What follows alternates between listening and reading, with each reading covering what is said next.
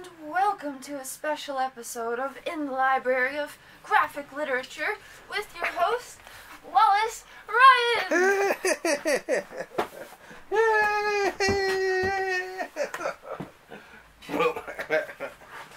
So this was a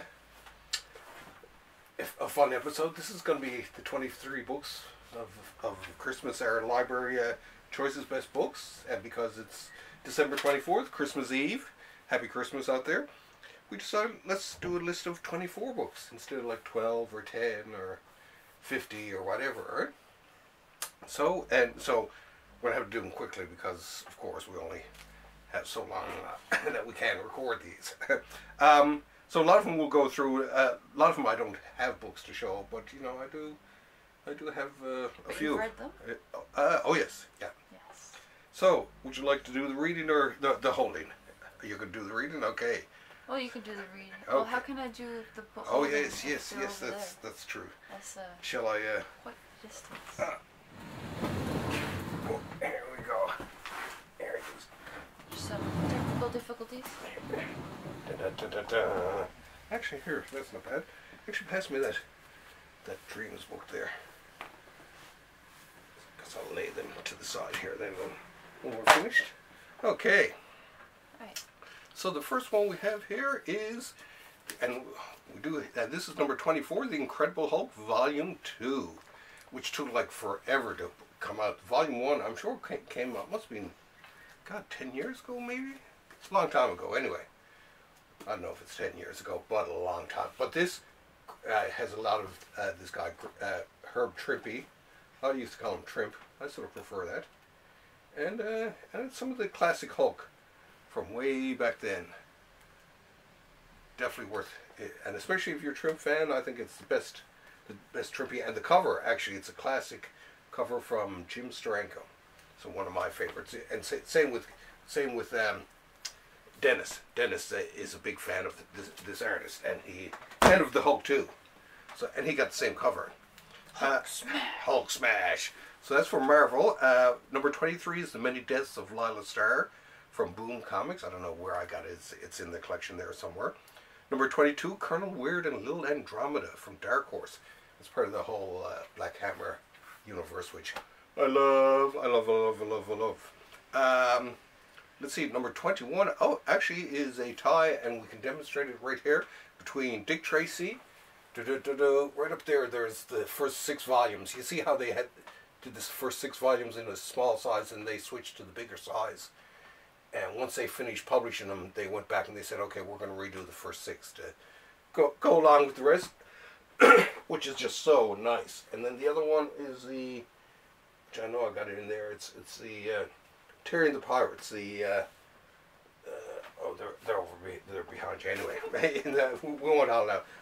So, and both of them from Library of American Comics, so worth getting. Yeah.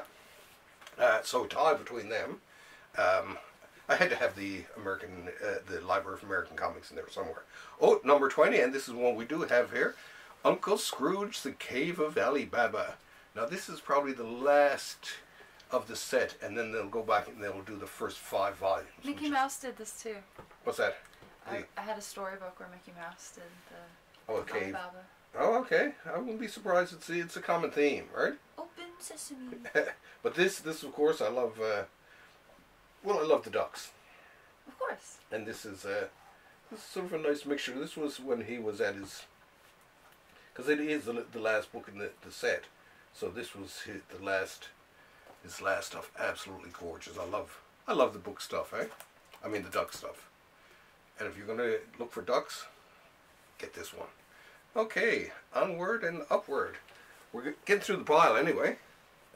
Next is, where are we, Uncles? Oh, 19 was Murky World from Dark Horse. He actually has a book later on here, which we'll look at, Richard Corbin, really nice. 18, Daredevil Omnibus Volume 2. Now, there was one that took forever to come out. I think number 1 came out many, many years ago, but it's filled with this one artist, Gene Colan, who everyone knows I love. So, great one. Number 17, Bitter Root. It was funny because not a lot of people paid attention to it for years when I was working in the store. A couple of people bought it, and the people who bought it loved it. But But I was just like, what the heck is this all about? But it won an Eisner. So, hey, got to be good. Number 16, Tits and Clits. That's way over there. From Fantagraphics Books, once again. Actually, Fantagraphics scored quite a few books on this. Well, they also did the Uncle Scrooge, funny enough. Oh, So from Disney to Tits and Clits. Number 15 is The Spy Superb by Matt Kint, one of my favorite writers, and it's for Dark Horse. Dark Horse actually scores the most books on this list. Number 14, oh, here we go. Number 14 is Monica from Fantagraphics Books. Nice picture of Pan on the back. Yeah, Fantagraphics does the best alternative comics in terms of being one of the bigger alternative publishers. And they still got it. After all these years, the boys still got it. And this is, I mean, Clothes has been on the go for a long time, but this book is even better. I like this one. Very strange, very deadpan. And the drawing, of course, I love his drawing style.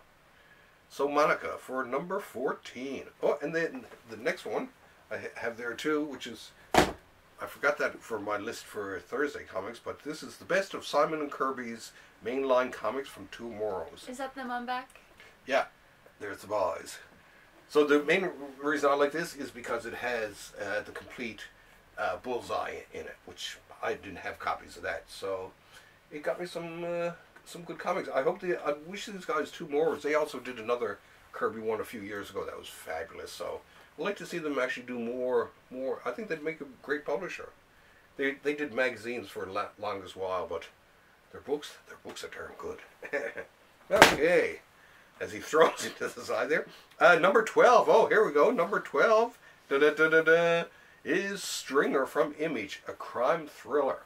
Now, of course, I have to tell people, just for the sake of transparency, that I lettered this graphic novel. I didn't draw it. Well, I did ink a 2-page spread, but I actually think this was one of the best books that my friend Paul Tucker ever drew, and he really went overboard with the 2-page spreads and all that. So some ingenious comic work, storytelling work in this one. So it's funny because I had it on the list and I was bouncing down. Okay, did I like it better than this? Did I like it better than that? And it ended up at good old number 12. Yes. So it's you can show them some of the double page spreads there. Say, oh, there. Oh, very cool. But double page spreads done in such a way that they're very readable too. All right. Okay. After that was something called Mobilis, which I was trying to find, but I couldn't. I know it's around somewhere. So, which was really cool. It was that Nemo one. I don't know if you remember that one. It was a couple months ago, actually. But really liked it. Ooh, and the next one is this one and I really love this, Macanudo. It's sounds fun. By Linears. It's Macanudo. What is it? Optimism is for the brave.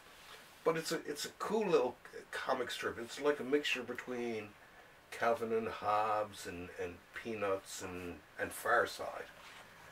They're all really strangely funny little cartoons, but really beautifully drawn, with a bit of Maurice Sendak thrown into it, right? But really nice strip. I can't say really enough. I think the volume 1 from last year, I think that was also on my list. Last year's comics. If it wasn't, it should be. And if it wasn't, I should be ashamed of myself, right? Now this is one, I have this on order, but I'm still waiting on it. It's Kaiju Max Volume 3, and it is out. Kaiju Max, of course, it's about a maximum security prison for giant monsters, like Godzilla-like monsters. Okay. It's a pretty cool series, I gotta say. This guy Xander Cannon does it, and it's really cool. Next up, is this one here, Lobster Johnson. This I really, I'm surprised that this made it so far up on my list, but I kept bumping it up. But the great little sort of crime noir tales with Lobster Johnson. He's kind of like a Batman in the Shadow type of... Oops. Is that your spot? Oh yeah, that's my spot there. Type of... oh, well, I'll remember. You should put it back. Okay. Here, we'll flip it over there. Okay, there. But I love the lettering too, by the way. But yeah, great. It's a great comic, real crime noir, and the lobster as opposed to like Batman, who will capture criminals and turn them over to the local authorities. He captures, he kills them if necessary, right? And it's the 30s, so it's usually necessary, right? Yeah. Okay. Actually, we're making good time. We gotta, I'd say we still got a few minutes left, actually, here. Next one, number 7, Omega the Unknown. Here we go. This is one, I had this series when I was a kid, too. Steve Gerber, who co-created Howard the Duck and did a lot of great comics in his day. What else did he co-create? A lot of stuff. Fool Killer.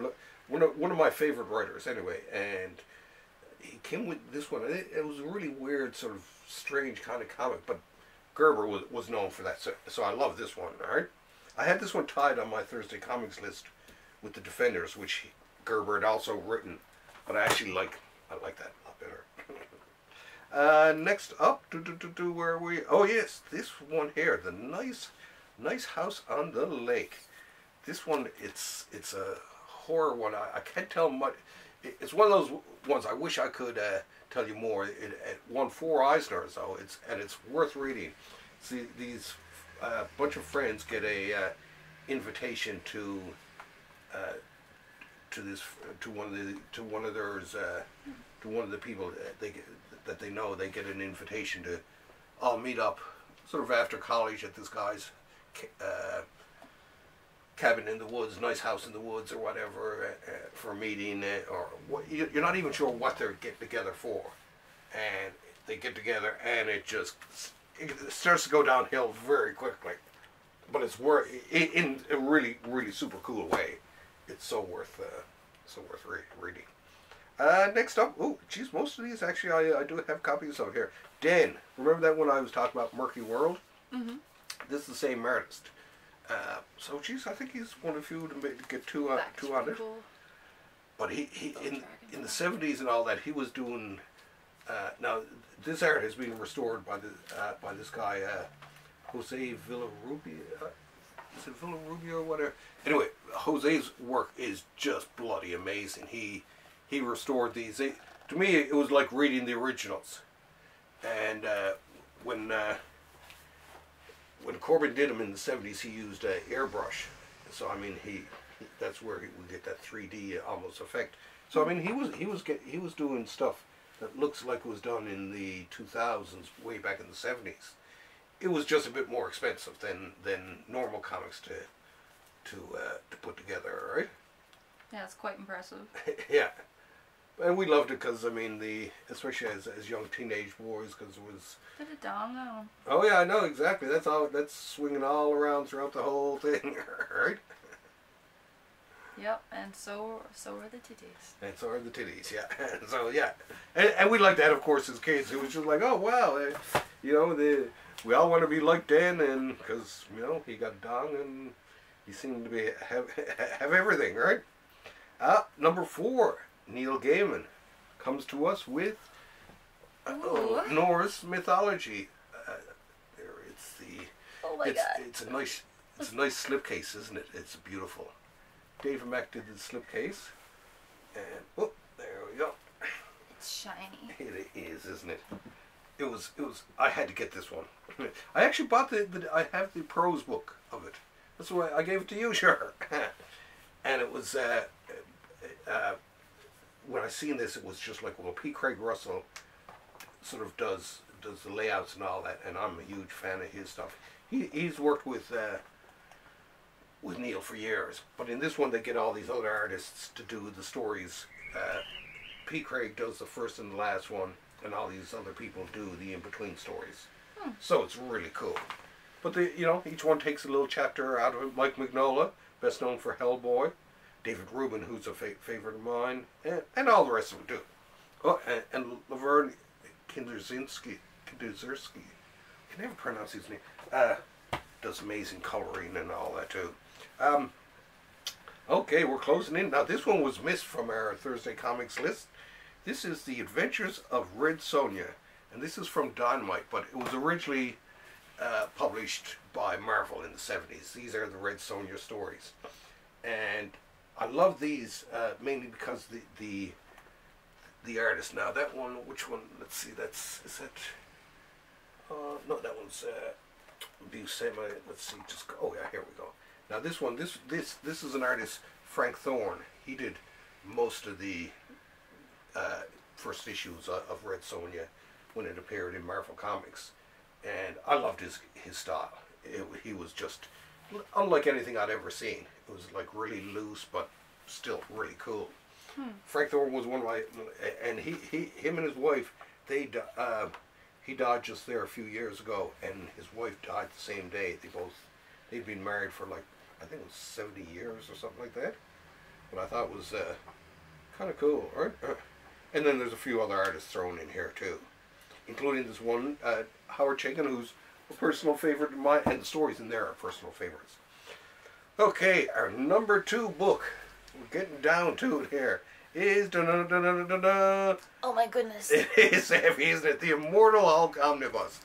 And this ran, it's about 50 issues and plus a few other ones thrown in. So that's a bit much for one book, I think, really. But it's the Immortal Hulk was a cool